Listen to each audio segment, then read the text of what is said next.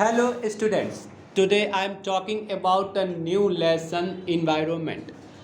Chapter first पर्यावरण पर चर्चा करेंगे, बातें करेंगे, तो ध्यान से सुनेंगे। देखिए हमारा हेडिंग ही है पर्यावरण, तो पर्यावरण किसे कहते हैं इसे सीखेंगे, समझेंगे। तो देखिए हमारे पास सबसे पहले यहाँ पे जो लिखा गया है कि पर्यावरण हमारे जीवन का मूल आधार है। अगर आपसे पूछ लिया जाए कि पर्यावरण क्या है तो हमें कहना है कि पर्यावरण हमारे जीवन का मूल आधार है। देखिए बहुत स्पष्ट कहा गया है यहाँ पर, और इसे आप देख भी सकते हैं।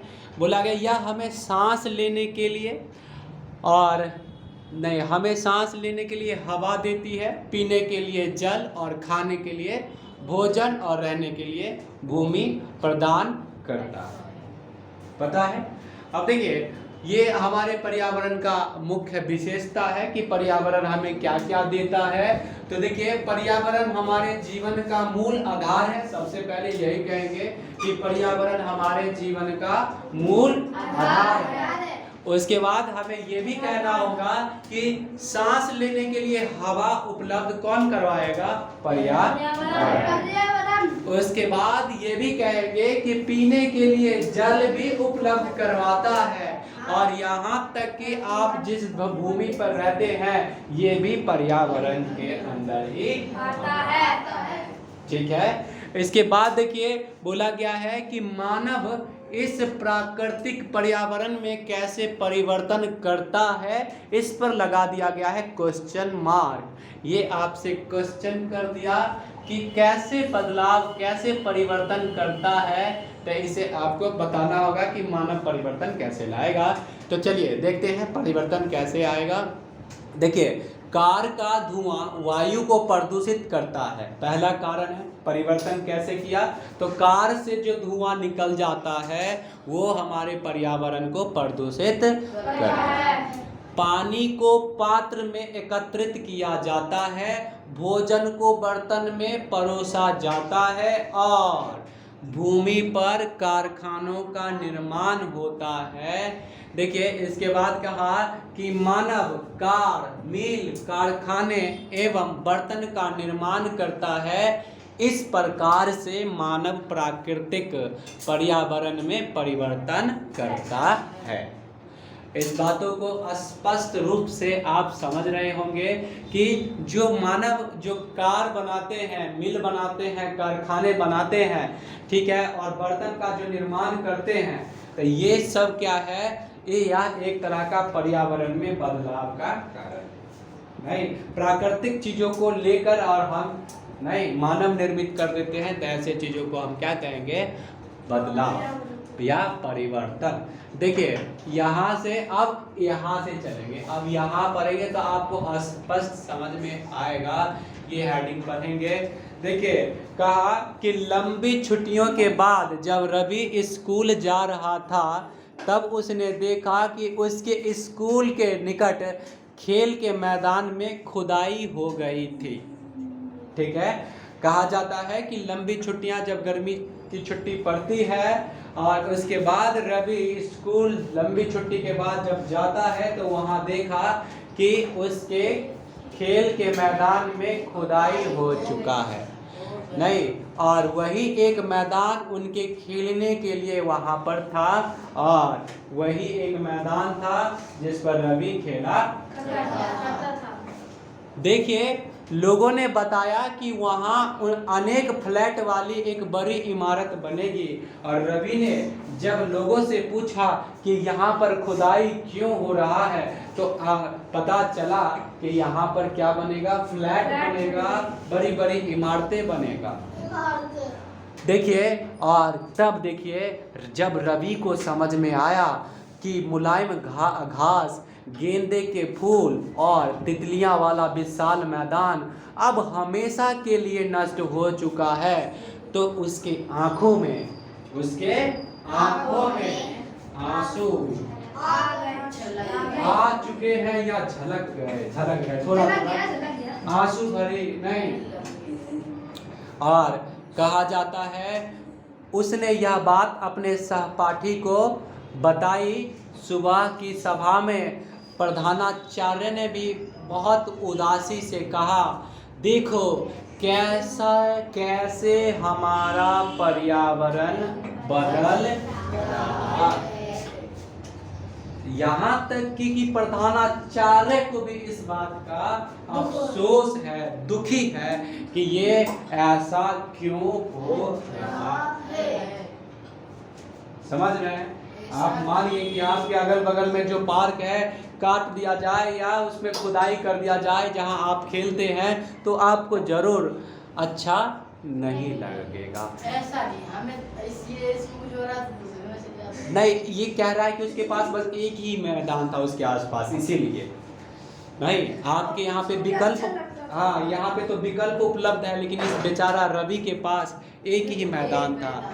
अब देखिए, कहा जाता है कि कक्षा में पहुंचकर रवि ने अपने शिक्षक से पूछा पर्यावरण क्या है। नहीं तो जो कुछ भी आप अपने आसपास देखते हो, शिक्षक ने बताया। रवि कहने लगा इसका अर्थ स्कूल, भवन, मेज, कक्षा में रखी कुर्सियां, यहाँ तक कि खुली मैदान, सड़क और कूड़ा करकट और मेरे दोस्त, ये सभी हमारे पर्यावरण के अंग हैं। समझ रहे हैं? तो क्वेश्चन क्या क्या था? उन्होंने अपने शिक्षकों से पूछा कि पर्यावरण किसे कहते हैं, तो उन्होंने उदाहरण के तौर पर बताया कि पर्यावरण जो भी चीजें हम आसपास में देखते हैं वो सब क्या है? पर्यावरण। समझ गए? चलिए अब हम आगे चलेंगे। हाँ, शिक्षक ने कहा लेकिन जरा रुको, कुछ वस्तुओं का निर्माण प्राकृतिक ने किया है, जैसे पर्वत, नदियाँ, पेड़, प्राणी। तो ये सब कौन से पर्यावरण है? प्राकृतिक पर्यावरण। प्राकृत हाँ पर्यावरण। और देखिए, जब अन्य का निर्माण मानव ने किया है, जैसे सड़क, कार, कपड़े, किताब आदि, ये सब पर्यावरण ही है, लेकिन मानव पर्यावरण है नहीं। जो मानव द्वारा निर्मित किया गया है उसको मानव निर्मित पर्यावरण कहेंगे। देखिए, अब बोला कि दो छात्र मिलकर कार्य कीजिए कि अपने निकट बैठे सहपाठी के साथ मिलकर प्राकृतिक एवं मानव द्वारा निर्मित वस्तुओं की सूची बनाइए। तो ये क्या कह रहा है कि दो छात्र मिलिए नहीं, और अपने क्लासरूम में जाकर और ये करिए कि कौन कौन से प्राकृतिक से बना है और कौन कौन से चीज मानव से। समझ रहे हैं? और आगे चलते हैं। तब देखिए, इसमें से ये सब दोस्त है जो हमारे दोस्त हैं, जैसे कि हमारे पास अंकुर है, उसके बाद लक्ष्मी है, कृतिका है, ये है, और अंकुर मिश्रा है, और उसके बाद सोनू है, उसके बाद ऋतिक है, और अंश है, सोनाक्षी है, और प्राची है। नहीं तो ये सब हम दोस्त हैं। मैं बुक वाले दोस्त का नाम क्यों लूँ जब हमारे पास बच्चे हैं? तो ये सब मिलकर, और इनको ऐसा वर्क दिया गया है, कार्य दिया गया है, आपको ढूंढना है कि मानव निर्मित और प्राकृतिक पर्यावरण क्या है। ठीक है, बात समझ रहे हैं? अब देखिए, बोला गया क्या कि शिक्षक ने उत्तर दिया कि ऐसे हमारी ज़रूरतों के कारण होता है। देखिए, अच्छा यहाँ से छूट गया, इकबाल है, इसी में एक बच्चा है इकबाल, उन्होंने पूछा कि पर्यावरण क्यों बदल रहा है। तो उसका उत्तर, उनके शिक्षक ने उसका उत्तर नहीं दिया कि ये हमारी ज़रूरतों के कारण क्या आता है? बदलाव आता है। देखिए, बोला गया है हमारा पर्यावरण क्यों बदल रहा है, तो शिक्षक ने उत्तर दिया ऐसी हमारी ज़रूरतों के कारण होता है, ये दिन प्रतिदिन बढ़ती रहती है। ठीक है,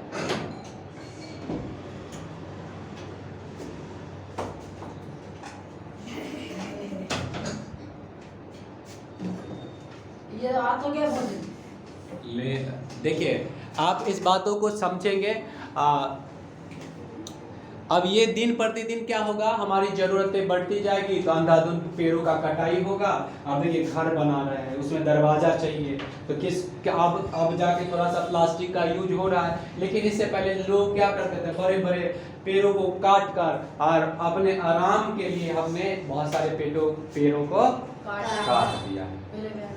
नहीं, और देखिए पेड़ों को भी दर्द होता होगा, लेकिन वो बेचारा बोल नहीं पाता है, नहीं तो उसे भी काटते हैं तो उसे भी दर्द होता है। तो तुम लोग कोशिश करो कि पेड़ों को ज़्यादा से ज़्यादा लगाएं, काटे नहीं। सब समझ रहे हैं? आप बोला गया है कि एक पेड़ को लगाएंगे तो उस पेड़ से 13 आदमी सांस लेगा, इतना ऑक्सीजन देता है वो। समझ रहे हैं? एक पेड़ 13 लोग जो हैं वो जब तक जिंदा रहेगा तब तक उतना उसको ऑक्सीजन देता रहेगा। एक पेड़ 13 लोग, नहीं तो तुम लोगों ने क्या करा, 5 पेड़ लगा दो, नहीं तो 13 बचे 65 लोगों को वो क्या कर देगा, ऑक्सीजन देगा। तो ये बर्बाद है ये। मैंने अपने गांव में बहुत सारे पेड़ लगा रखे हैं। हाँ तब अच्छा, बहुत अच्छा, वेरी गुड। चलिए आप वो भी स्कूल में नहीं लगाना चाहिए, ज्यादा से ज्यादा पेड़ों को लगाएंगे, पानी को बचाव करेंगे। ठीक है, बहुत अच्छा। चलिए देखिए अब क्या हुआ कि हमें टास्क दिया गया था कि मानव निर्मित और प्राकृतिक को अलग अलग करिए। तो देखेंगे यहाँ पर कि देखिए प्राकृतिक में कौन कौन आएगा, अच्छा जल मंडल, वायुमंडल, स्थल मंडल, सजीव जिसको बोलते हैं जैव मंडल। अब देखिए जल मंडल जहाँ पर पानी मिलेगा, वायुमंडल जहाँ पर हवा मिलेगा, स्थल मंडल जहाँ पर लोग रहते हैं, और सजीव मंडल जहाँ पर पौधे जानवर नहीं, जो हमारा प्राकृतिक है वो मिलेगा, तो इसे सजीव मंडल कहेंगे।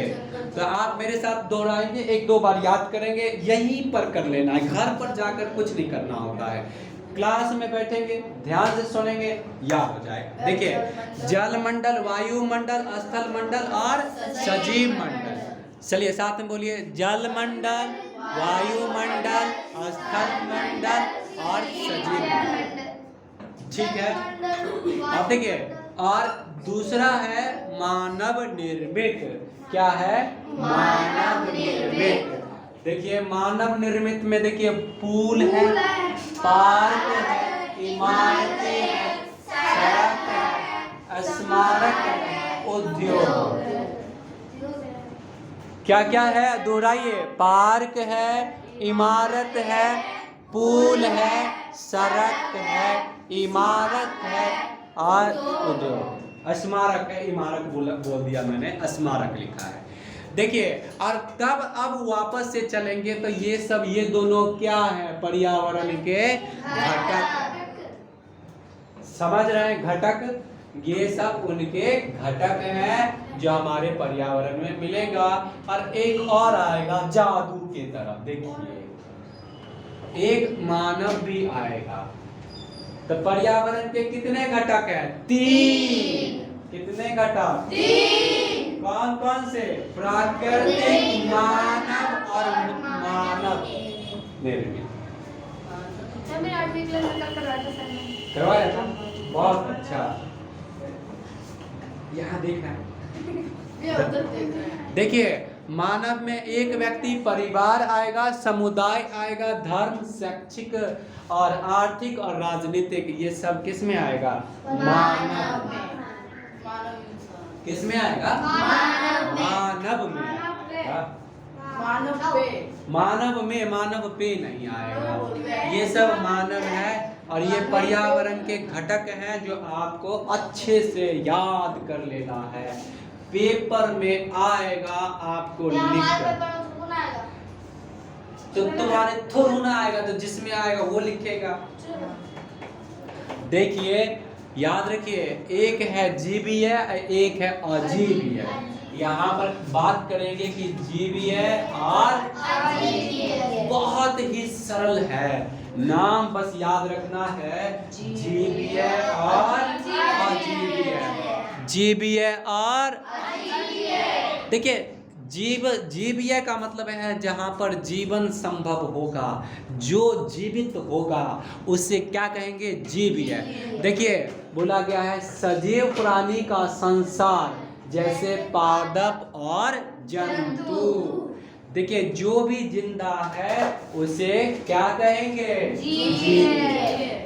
जैसे मानव आ जाएगा, जंतु आ जाएगा, पेड़ पौधे आ जाएंगे, ये सब जीवित है। जो सांस लेता है, नहीं, जो एक जगह से दूसरे जगह चला जाता है, ऐसे चीजों को जीवीय कहेंगे। उसके बाद आता है अजीवीय, जो सांस नहीं ले सकता हो, जो एक जगह से दूसरे जगह नहीं जा सकता हो, ऐसे चीजों को क्या कहेंगे? अजीवीय। अजीवीय में कौन सा आएगा? माउंटेन आएगा, पहाड़ आएगा। समझ रहे हैं? ये सब किसका उदाहरण है? अजीवीय का। अच्छा, इसके अंदर उदाहरण है स्थल। स्थल क्या है? अजीवीय।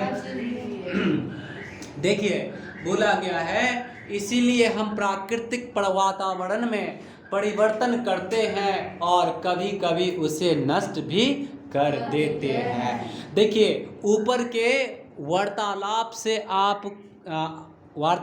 से आप समझ गए होंगे कि किसी भी जीवित प्राणी के चारों ओर पाए जाने वाले लोग, स्थान, वस्तुएं एवं प्राकृतिक पर्यावरण कहते हैं। अब देखिए हमें ये समझ में आया कि कोई भी बोला गया जीवित प्राणी है, जो भी जीवित प्राणी है, जैसे आप लोग क्या है?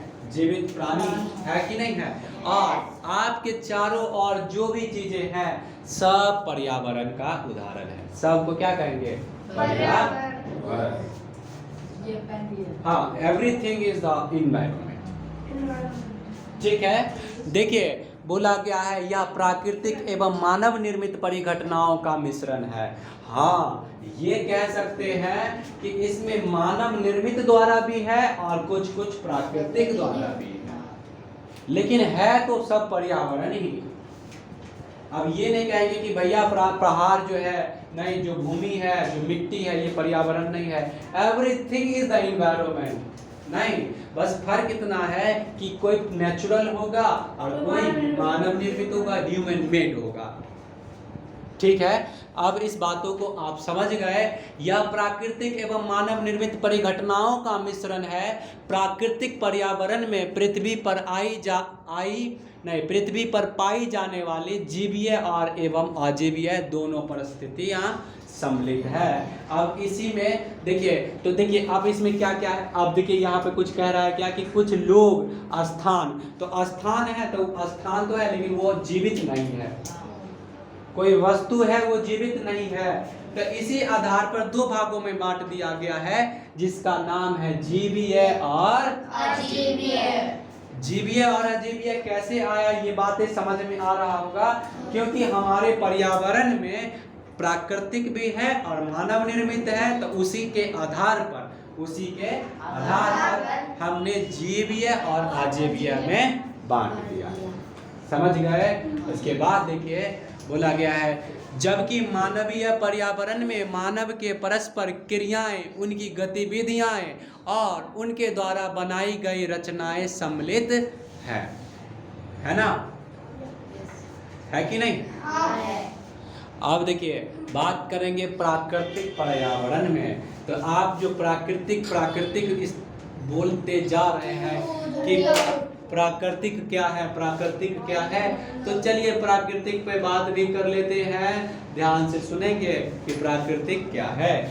देखिए भूमि, जल, वायु, पौधे एवं जीव जंतु मिलकर प्राकृतिक पर्यावरण बनाते हैं। कौन कौन मिलकर बनाता है? नेचुरल इन्वायरमेंट है, भूमि है, लैंड है, वाटर है, एयर है एंड प्लांट है, पेड़ पौधे हैं, और जीव जंतु मिलकर प्राकृतिक पर्यावरण को बनाते हैं। अब देखिए इसमें हमने स्थल मंडल के बारे में पढ़ा, जल मंडल के बारे में पढ़ा, वायुमंडल के बारे में पढ़ा और एवं जैव मंडल से आप पहले से भी परिचित होंगे।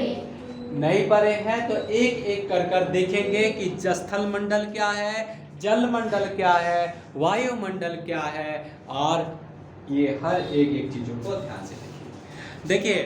पृथ्वी पर ठोस प्रॉपर्टी लिखा है, हाँ, या कठोर ऊपरी परत को स्थल मंडल कहते हैं। याद रखिएगा, जो हमारा पृथ्वी है उसके ऊपर वाला जो कठोर भाग है उसी को हम स्थल मंडल कहते हैं। ठीक है, स्थल मंडल जिस पर हम लोग मान लीजिए अभी हैं, नहीं, हम जिस पर अभी हैं वो स्थल मंडल का उदाहरण है। आप धरती पे हैं, धरती क्या है, स्थल मंडल। देखिए बोला गया है, यह चट्टानों एवं खनिजों से बना होता है एवं मिट्टी की पतली परतों से ढका होता है। यह पहाड़, पठार, मैदान, घाटी आदि जैसे विभिन्न स्थलाकृतियों वाला विषम धरातल होता है। ये स्थलाकृति महाद्वीपों के अलावा महासागर की सतह पर भी पाई जाती है।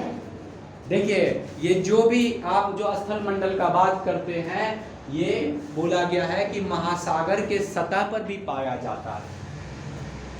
ठीक है, महासागर के सतह पर भी पाया जाता है। अभी एक्सप्लेन कर देते हैं। देखिए स्थल मंडल वह क्षेत्र है जो हमें वन, कृषि एवं मानव बस्तियों के लिए भूमि, पशुओं को चरण के लिए घास स्थल प्रदान करता है या खनिज संपदा का एक अच्छा स्रोत है। अब देखिए इस बातों को समझिए, हमें इतना समझना है कि स्थल मंडल कहते किसे हैं, तो स्थल मंडल उसे कहते हैं जिस पर मानव रहता है, अपने क्रियाकलाप करता है, खेती कर लेगा, नहीं, उसके बाद देखिए खेती वेती करता है। देखिए क्या कहा, वन है, कृषि है, मानव की वस्तुयाँ जहाँ पर मानव बसता है, रहता है, और पशुओं का भी चर, उस पर पशु भी चढ़ जाते हैं, और घास प्रदान करता है। तो ये सब चीजें क्या है, स्थल मंडल। कुल मिलाकर यही समझ में आ रहा है, जो धरती का बात हो रहा है, जिस पर आप हैं वर्तमान में अभी, उसे क्या कहेंगे, ठीक है। आगे चलेंगे, एक एक चीजों को देखेंगे। छोटा सा चैप्टर है, जल्दी खत्म कर दिया जाएगा। तो देखिए यहाँ पर इस डायग्राम से स्पष्ट पता चलता है कि वायुमंडल, जैव मंडल, स्थल मंडल क्या है। देखिए मेरे प्यारे प्यारे बच्चों, देखिए ये जिस पर मकान है, सड़क है, ये सब स्थल मंडल का उदाहरण। बात क्लियर है। जल मंडल में देखिए ये आपका नौका और ये अपना बत्तख हंस जो भ्रमण कर रहा है, ट्रैवल कर रहा है, वो जल मंडल पर। सड़क पे आप नाव चलाएंगे, क्या चलेगा, क्या नहीं चलेगा, तो वो पानी पर ही चलेगा। और देखिए ये सब उधर, ये वाला पूरा स्थल मंडल हो गया। जैव मंडल में देखिए, जैव मंडल में क्या आएगा बच्चों, जैव में पहाड़ वहाड़ आएगा,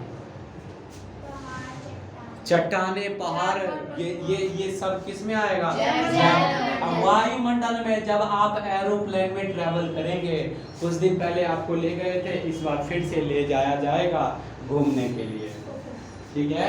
ये तो हमेशा मना ही कर देता है, नहीं तो इसीलिए तो मैं भी तो गया था, गया है, ठीक है। चलिए अब हमारा अगला हेडिंग है परितंत्र। कौन सा है, परितंत्र। परितंत्र पर बात करते हैं, एक बार पढ़ लेते हैं कि परितंत्र में क्या ऐसा बात कहा गया है।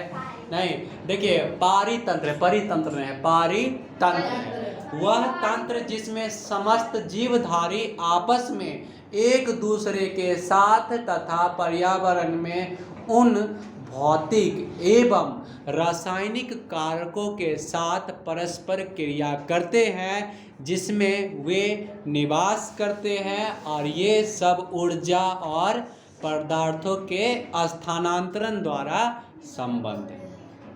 अब देखिए इसमें क्या है, पारितंत्र का मतलब होता है, इंग्लिश में बोलते हैं इकोसिस्टम, ठीक है, इकोसिस्टम, हाँ इकोसिस्टम कहते हैं इंग्लिश में, हिंदी में पारितंत्र कहते हैं। देखिए पारितंत्र में ना सब एक दूसरे पर आश्रित है, नहीं, अगर मान लीजिए कि पौधे से अनाज नहीं मिले तो हम लोग कैसे क्या खाएंगे, ठीक है, बात समझ में आ रहा है। अगर पौधे से घास नहीं मिलेगा तो फिर जानवर कैसे जिंदा रहेगा, ठीक है। अगर जो सांप है, कोबरा, स्नेक ले लीजिए, उसे अगर मेढक या चूहा नहीं मिलेगा तो वो फिर कैसे जिंदा रहेगा?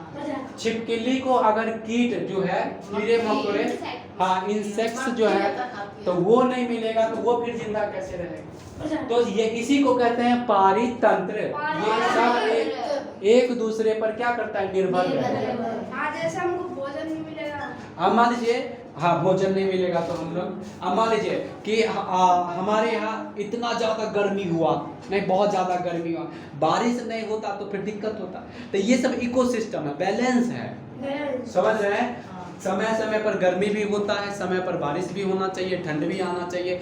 तो सब ये पारितंत्र है जो एक दूसरे को परस्पर जोड़ कर रखता है। नहीं, बात समझ में आ रहा होगा। देखिए बोला गया है कई प्रकार के गैस, धूल कण एवं जल वाष्प उपस्थित रहते हैं। वायुमंडल में परिवर्तन होने वाले मौसम एवं जलवायु परिवर्तन होता है। पादप एवं जीव जंतु मिलकर जैव मंडल या सजीव संसार का निर्माण करते हैं। यह पृथ्वी का वह संकीर्ण क्षेत्र है जहां स्थल, जल एवं वायु मिलकर जीवन को संभव बनाते हैं। समझ रहे होंगे। देखिए पारितंत्र है क्या, इस पर बात करेंगे। तो देखिए पारितंत्र क्या है, तो देखिए रवि कक्षा के एक एनसीसी कैंप, वाह वाह वाह, अपना इंस्टीट्यूशन का नाम भी है न्यू कॉन्सेप्ट क्लासेस, और इन्होंने एनसीसी कहा, नाम चलता है भाई अपना। समझ रहे हैं आप? देखिए अपने क्लास का भी नाम है new concept class, new concept class, और यहाँ पर लिखा है एनसीसी, और अपने क्लास का भी शॉर्ट फॉर्म नाम है एनसीसी। वाह वाह, कितना जबरदस्त बात है।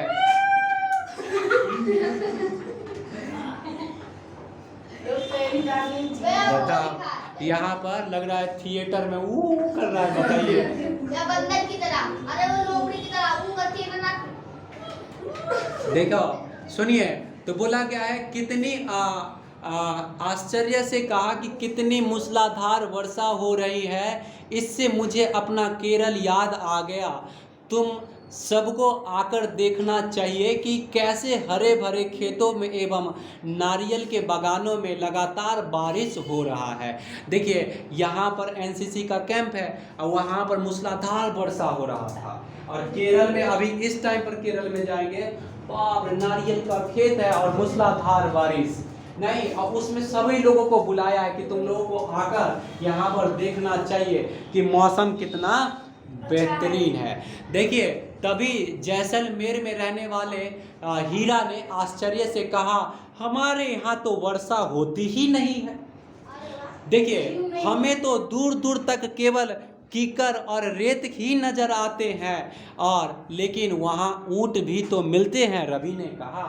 तो देखिए केरल में बारिश और जैसलमेर में कीकर और धूल वाला क्षेत्र है नहीं, लेकिन वहाँ पर ऊंट तो जरूर मिलेगा। ठीक है, देखिए यही क्या है, पारितंत्र है, इकोसिस्टम है। देखिए सब कैसे एक दूसरे पर निर्भर है नहीं। देखिए ये चिड़िया है, ये हिरन है, ये गाय है, ये बत्तख है, ये प्राकृतिक, ये फूल, ये पहाड़े, ये सब प्राकृतिक में पारितंत्र के उदाहरण है। कहानी के बच्चों की तरह आप भी अपने पर्यावरणीय स्थान पर चित्र या फोटो लाइए, समझ रहे हैं, लगाइए या लेकर आना चाहिए आपको, कहीं से लाइए। और देखिए कितना प्यारा सा, और देखिए आप लोग क्या करिए, इस डायग्राम को बनाइए, घर पर बनाना है एकदम सुंदर सा, और एक पारितंत्र को बना कर लाइए, इकोसिस्टम सुंदर सुंदर सुंदर। ठीक है, मैं मेरे पे बेचने में बना के लिया हूं। देखो जो नालायक है, जो जीवन में कुछ नहीं करना चाहता वो ना मत बनाए, और जो करना चाहते हैं वो बना कर लाए। ठीक है, नहीं आ रहा है मत बनाओ। देखिए मेरा बात सुनिए, अब फिर से हीरा है, हीरा एक बच्चे का नाम है। देखिए हीरा ने कहा, ऊंट तो मिलेंगे ही, जब तुम्हारे रेगिस्तान आओगे तो तुम्हें सांप, छिपकलियाँ एवं अनेक कीट भी देखने को मिलेंगे। रवि हैरत में पड़ गया, विभिन्न स्थानों पर विभिन्न पाए जाने वाले जीव जंतु, वनस्पति एवं लोगों के रहन सहन के तरीके इतने भिन्न क्यों हैं? रवि आश्चर्यचकित होता है कि अलग अलग जगह पर लोग अलग अलग तरह के काम कैसे करते हैं। नहीं, अब देखिए राजस्थान में बारिश नहीं हो रहा है, केरल में बारिश हो रहा है, वहां पे ऊंट मिल रहे हैं तो केरल में हाथी मिलेगा। तो ये आश्चर्यचकित है कि ऐसा क्यों? तो क्या सभी का एक दूसरे से संबंध है? ये क्वेश्चन मार्क लगाया गया है। नहीं, तब देखिए बिल्कुल बहुत संभव है। शिक्षक ने कहा सभी पेड़ पौधे, जीव जंतु एवं मानव अपने आसपास के पर्यावरण पर आश्रित होते हैं, और जितने भी जीव जंतु हैं, जितने भी मानव है, वो किस पर निर्भर है? पर्यावरण। समझ रहे हैं? देखिए प्रायः हुआ एक दूसरे पर भी आश्रित हैं। जीवधारी का आपसी एवं अपने आसपास के पर्यावरण के बीच का संबंध ही पारितंत्र का निर्माण करता है। समझ रहे हैं? जो भी लोग एक दूसरे पर आश्रित हैं, निर्भर हैं, वो सब पारितंत्र का उदाहरण है, या उसे ही हम कहेंगे पारितंत्र। देखिए बोला गया अधिक वर्षा वाले घन घास स्थल, रेगिस्तान, पर्वत, झील, नदी, महासागर एवं छोटे से ताल का भी एक पारितंत्र हो सकता है। पारितंत्र में ऐसा कहा जा सकता है कि 4-5 चीजों को भी हम मिलाकर पारितंत्र का निर्माण कर सकते हैं। समझ गए? आप देखिए यहाँ पर अब क्या हो रहा है बच्चों? देखिए प्रत्येक 5 जून को विश्व पर्यावरण दिवस मनाया जाता है। मोस्ट इंपोर्टेंट क्वेश्चन है, आपको ये याद रखना होगा। कहा जाता है कि पर्यावरण दिवस कब मनाया जाता है? तो 5 जून को। और अभी अभी जुलाई चला है, तो इसके पिछले महीने में आपका पर्यावरण दिवस मना चुके। कब मनाया जाता है? 5 जून। अब देखिए इससे भी बहुत अच्छा हेडिंग है, वस्तु का विनिमय पद्धति। क्या है? वस्तु का विनिमय पद्धति। अब देखिए पहले के टाइम पर लोग पैसों से वस्तुओं को खरीद नहीं सकते थे।